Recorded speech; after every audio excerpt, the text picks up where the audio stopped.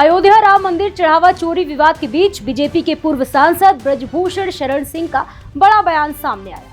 नमस्कार, मैं प्रेयसी पांडे और आप देख रहे हैं भारत एक्सप्रेस। ब्रजभूषण शरण सिंह ने कहा है कि इस मामले की जांच अभी जारी है और जांच पूरी होने के बाद ही वो खुलकर अपनी राय रखेंगे। उन्होंने दावा किया है कि वो पिछले 4-5 वर्षों से अयोध्या में हो रही अव्यवस्थाओं और कथित गड़बड़ियों को लेकर लगातार आवाज उठाते रहे हैं, लेकिन उनकी बातों पर कभी गंभीरता से ध्यान नहीं दिया गया।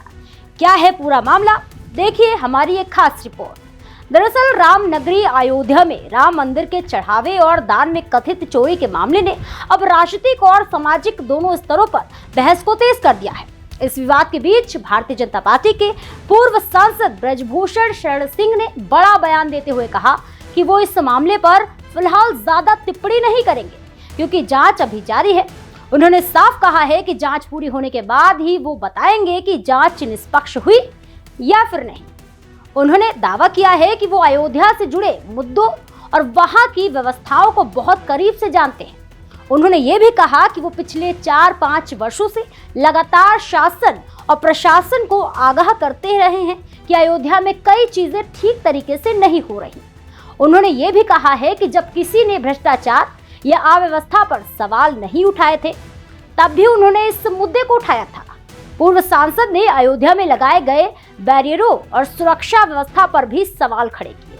उन्होंने कहा कि अयोध्या की सुरक्षा व्यवस्था राष्ट्रपति भवन और प्रधानमंत्री आवास जैसी संवेदनशील जगहों की तर्ज पर होनी चाहिए थी, लेकिन ऐसा नहीं हुआ। उनका आरोप है कि गलत तरीके से लगाए गए बैरियरों के कारण आम श्रद्धालु और स्थानीय लोग अयोध्या से कटते चले गए। उन्होंने ये भी कहा है कि कुछ फैसले ऐसे लिए गए जिनका फायदा कम और नुकसान ज्यादा हुआ है।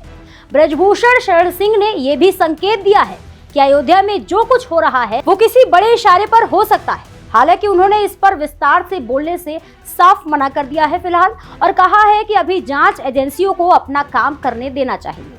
उन्होंने दोहराया है कि वो अयोध्या की गली गली और वहां के हर मुद्दे से परिचित है और समय आने पर पूरे मामले पर विस्तार से अपनी बात रखेंगे। इधर राम मंदिर चढ़ावा चोरी का मामला सामने आने के बाद श्री राम जन्मभूमि तीर्थ क्षेत्र ट्रस्ट की एक अहम बैठक भी प्रस्तावित है।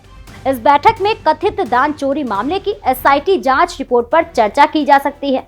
इसके अलावा वित्तीय वर्ष 2025-26 के ऑडिट रिपोर्ट की समीक्षा भी एजेंडे में शामिल है।